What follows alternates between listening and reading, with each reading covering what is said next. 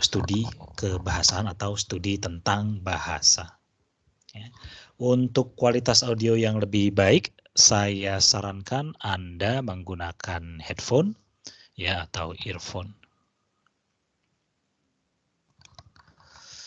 The study of language atau linguistik ini sebetulnya nanti akan Anda pelajari atau mungkin sudah Anda pelajari ya kalau Anda mengambil mata kuliah Introduction to Linguistics.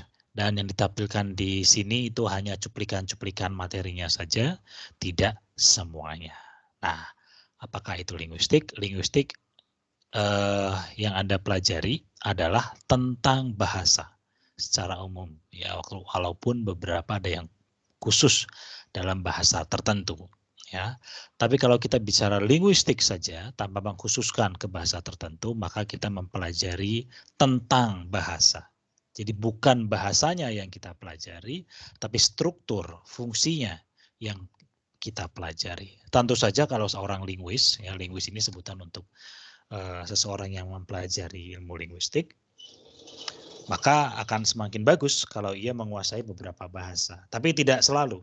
Ya, bisa saja seorang linguis itu hanya menguasai satu bahasa saja dan ya kita juga bisa mengklaim bahwa dia adalah seorang linguis.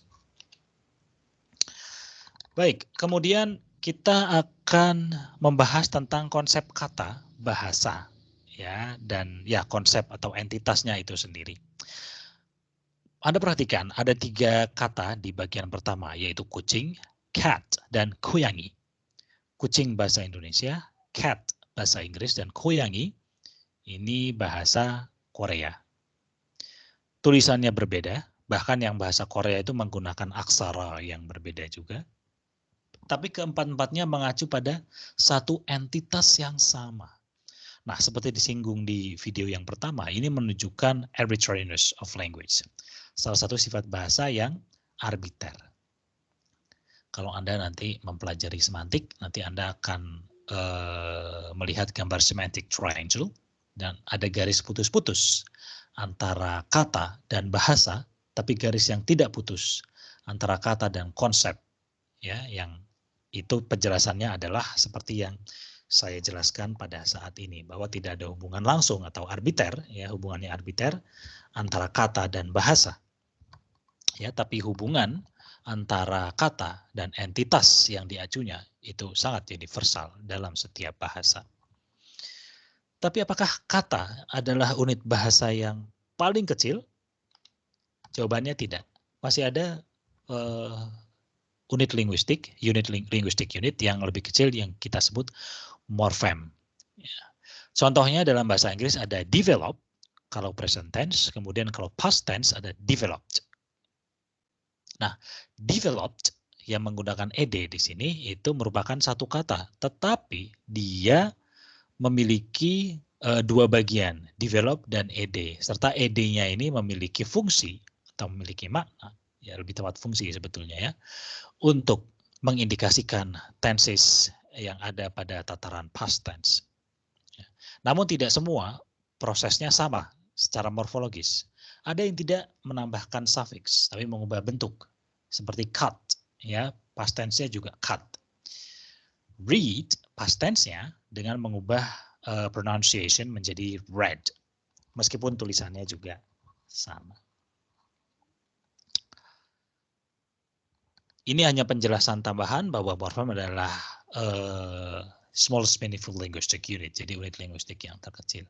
Dan ada contoh lagi dalam bahasa Indonesia, kalau dalam bahasa Indonesia kata diambil itu merupakan morfologi secara pasif. Jadi hanya satu kata saja, ya terdiri dari 2 morfem, dan salah satu morfemnya yaitu di merupakan penanda pasif. Sedangkan dalam bahasa Inggris, be taken, be ini bisa menjadi is, am, are, was, were, ya. Itu terdiri dari 2 kata dan kita istilahkan sebagai pasif perifrastik.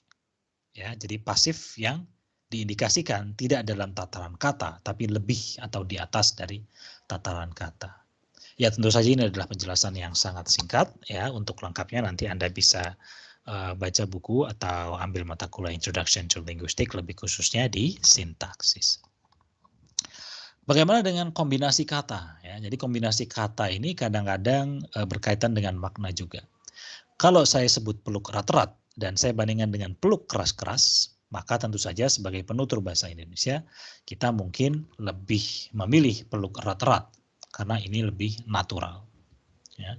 Bukannya peluk keras-keras salah, tapi peluk keras-keras ini tidak natural. Ya. Kita paham maksudnya apa.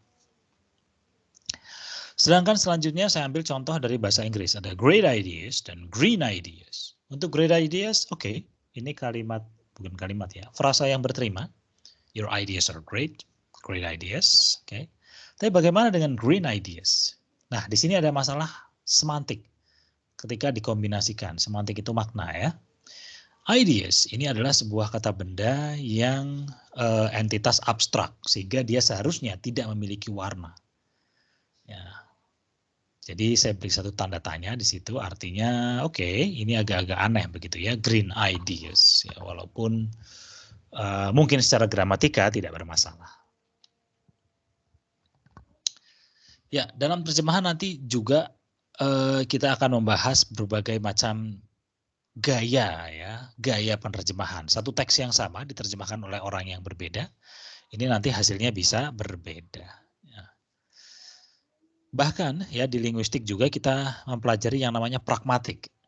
Ya, contohnya seperti ini. Misalnya ada situasi di mana Anda berada di dalam satu perpustakaan, kemudian di perpustakaan tersebut ada orang yang berbicara lewat telepon, ya telepon genggam.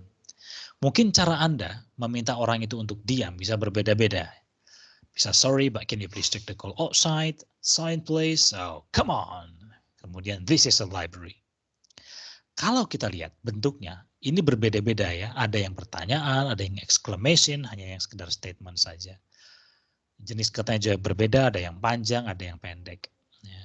Dan ini terkait dengan seberapa mengenal Anda dengan orang tersebut. Nanti di pragmatik ini akan dipelajari, namun saya rasa juga relevan di dalam penerjemahan. Baik, jadi singkat saja video kali ini, dan video ini akan diperbaiki atau ditambah mungkin ya saat diperlukan. Dan silahkan Anda drop atau tulis pertanyaan Anda di kolom komentar jika ada. Dan Anda bisa juga email saya. Terima kasih dan sampai jumpa di sesi berikutnya.